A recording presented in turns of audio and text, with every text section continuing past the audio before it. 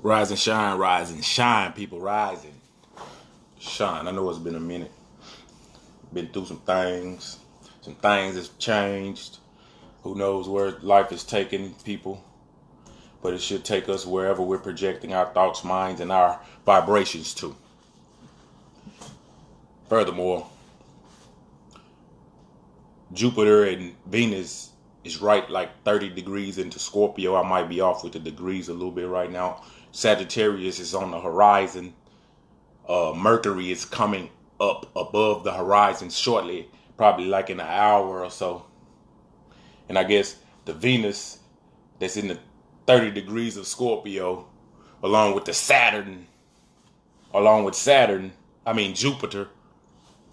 Jupiter is in the north node of Scorpio. I guess why I woke up so early this morning. And of course, we still battling with these daily issues of life. What up, Drew? What up, Tammy from BFA 27 Royal Maces? You did? Anyway, the caption says the generational curses. Just want to give you a little insight. I know people probably look at it on Facebook and be thinking, damn, this joker crazy. This joker got some mental illness. A lot of people got mental illness that they don't deal with because people don't want to talk about the issues that's plaguing our societies, that's plaguing our families, that's plaguing each individual.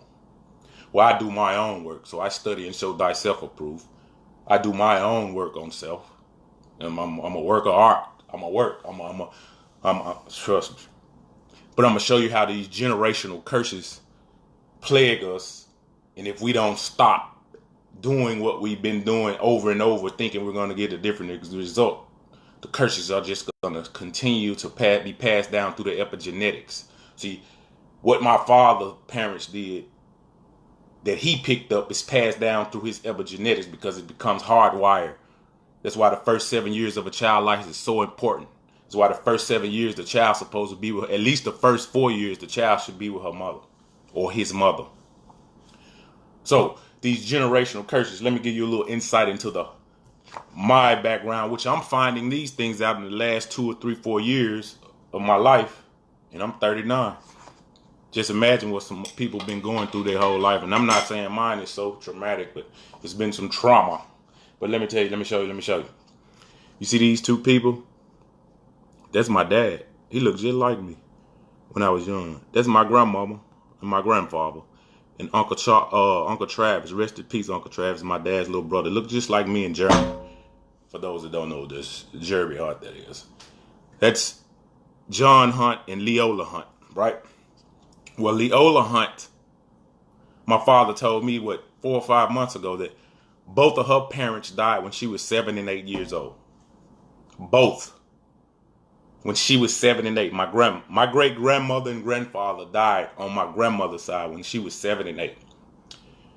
John Hunt, rest in peace to all of them. Uncle Travis, grandmama Leola, and John, rest in peace to all of them. John Hunt, which is my grandfather's mother, passed when he was young, giving birth to one of his siblings.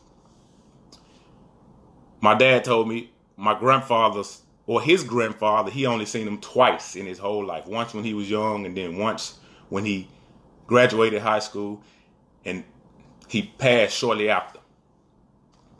Why do I say that? Well, right now my father doesn't deal with any of his grandchildren. Has no influence on them, rarely sees them, and he stays not far from my house, which is literally like 10 houses down the street. Not to bash him, just telling you the things that people deal with, giving you a little insight into my life. I'm just a normal person. Here's me and Jeremy. 12th grade. Craig Moncheese, baby. I was in the 12th grade. He was in the 9th. But anyway, here go another picture of the family. I only been around my grandparents maybe 2 or 3 times in my life. They passed in 85, I think, and maybe 89, 91, somewhere around there. I was young. But they lived in Beckville, Texas, right? So my dad from Beckville, my mother from Memphis.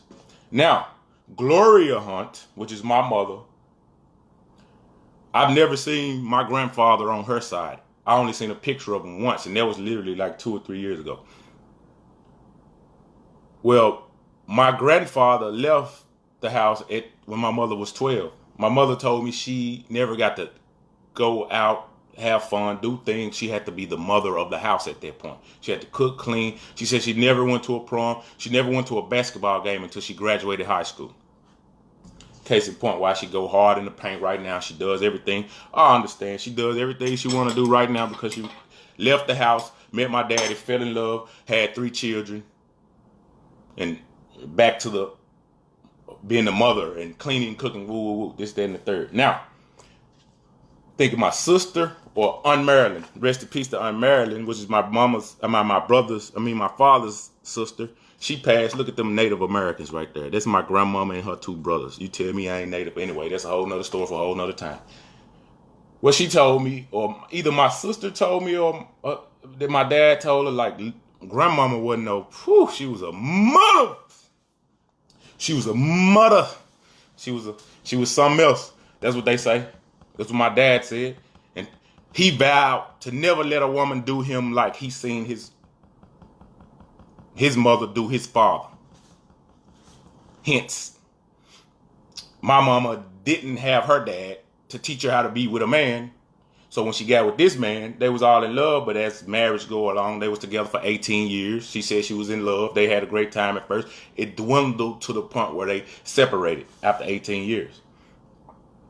Of course, due to the abuse, physically, mentally, emotionally from Mr. Hunt, made a man out of me early in life. But in hindsight, we got to deal with these issues that we don't never deal with if we want to cure the generational curses that's being passed along through the epigenetics. Now, he vowed to not let a woman do him the way he seen his grandmother doing his father. Now, he's the 7th or 8th child out of 8 or 9 children. So Uncle Travis passed back at 06, 07, somewhere around there. Now he's the baby. Well, the abuse physically, mentally, emotionally, or the lack thereof understanding of how to be with women, and therefore he never had any grandparents. You see why he acts the way he acts today. Why am I saying these things? Fast forward to me. Because the lack of proper village around me to teach me the tools that I need of how to dwell with women according to knowledge, Dad just went to worked 2 jobs all his life. Just retired a few years back, worked 2 jobs all his life. Indirectly, he taught me I got to go to work. He taught me that stuff. Didn't teach me anything else about life, about women, about anything, but he taught indirectly I had to go to work. Didn't really say too much to me unless he was fussing, cussing, and hooting and hollering, but neither here nor there. What I'm talking about is these generational curses that's being passed down because he didn't know. He never chose to go seek the truth and find out what's real and what's not. So he's just stuck with Jesus and believing that he died on the cross and yada, yada, yada. You know the story. You know the programming. They still programming. He didn't go seek the truth and study and show thyself approved so he can teach me, so he can show me, so you can change. Because we supposed to be better than the older generations. But the cycle just keep repeating itself and we keep doing the same stuff over and over, expecting a different result. So we fast forward and understand that the conditioning that happened to me because of the situation that I was in with those 2 adults that came to cohabitate together and birth 3 children. I'm the middle child. The conditioning left voids, left lack of understanding of how to deal with women, how to be with women, what it is to be a man other than just working. And then you enter me into when I had my first child. I'm attracting the same frequency that I'm giving off. My first child mother didn't have her mother or her father. My second child mother, we ain't trying to put their business out, but we got to be real. My second child mother had her at 14, and her dad had never been in her life. The first time I met her daddy, he called her a bitch. So think about the conditioning and the mentality of the individual that I attracted because of what was going on inside of me, because of the lack thereof that was passed down to me. You know what I'm saying? The generational curses. So we because she don't know how to act with a man because her daddy wasn't there, we end up leaving each other, separating. And right now we're dealing with the dysfunction of that separation from my 10-year-old. Now, fast forward to, I started reading more, trying to get my life right. Because at first I was just gunslinging, trying to hit everything moving. Didn't know no better. Didn't know my tool was supposed to be used for more than just that. But this generational stuff is still in us.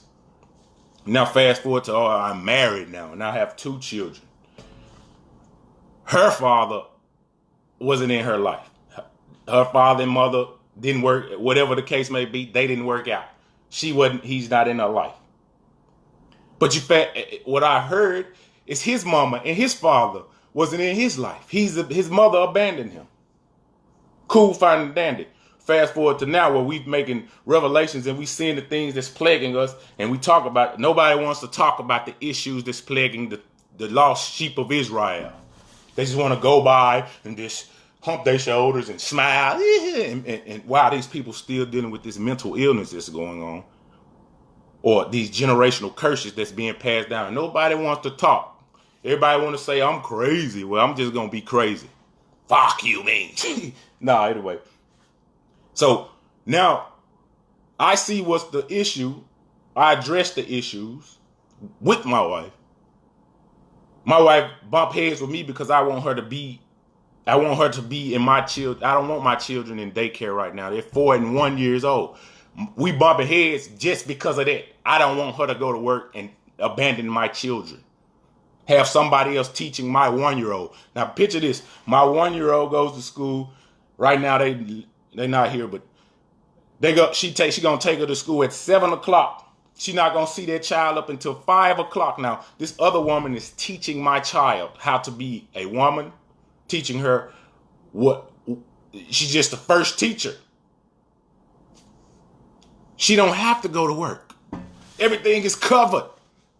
But she chooses to disregard her child because she wants to make some money just to buy some stuff, to say she made some money. Can't serve 2 masters. You're going to lose your generations and your next generation just because you want to go to work. You want to get a career. Go look up the word career. It goes back to combat. The men are the combatants. We supposed to be doing the careers, which is career. You're just doing commercial warfare. Well, I didn't want to be on here long. I just came on to say we got to break these generational curses. If the people don't understand what's really going on in the war that's against your nature, you can't go against nature and think God is going to be with you. You can't defy the natural order of things and think life is just going to be hunky-dory. Yeah, they're going to promote this independent Me Too movement where they got the women marching for what? What are you marching for? Just to do stuff, do what men do? You're not here to do what men do. That's not your place in nature. The male lion does what he does. The woman lioness, she doesn't, not the woman, my fault, my bad. The female lion doesn't disturb the nature, the natural order of the way things go. But we growing in this feminist society, they have changed the natural order of things, and now the women have been debased so far from their nature. They don't know anything about their nature, but they know everything about the world. We need to break these generational curses. And God give it to the man to give to the woman, but she don't want to listen to us anymore. But you got to be saying something for her to listen to too. I'm giving information for her to listen to. She just want to disregard it and go against the head, just to do what she wants to do because she tired of being at home with the children. But you weren't tired of opening your legs to let me cut that mustard for them children to come up out that mud. You ain't tired of doing that, but you don't want to take care. You don't want to be accountable for the responsibility of being a woman and a mother. And so you at odds with me, only because I'm trying to protect my children to stop these generational curses. Not because I'm just this tyrant, this terrible dude, because I want you to be at home raising my children right now. That's your job right now. I don't need you to work. I don't need you to go do man stuff. I don't need no other man. Because guess what? Now when she come home, she trying to catch up. She trying to catch up. Now she got to catch up with the cleaning, catch up with the cooking. And then by the time she agitated from being around all them other folks, all them other children all day, as soon as her children say something to her, she's snapping off at her. Then when she want to kick it with me, she can't because she sleeps. She too tired. Because you're trying to do all this man stuff and be a woman. You can't do that. So if we don't stop and take a look at what we really doing, these generational curses are going to be passed down over and over and over and over. And she act irate right in front of her children because she ain't have her daddy to teach her how to be with a man. She think everything's supposed to go her way.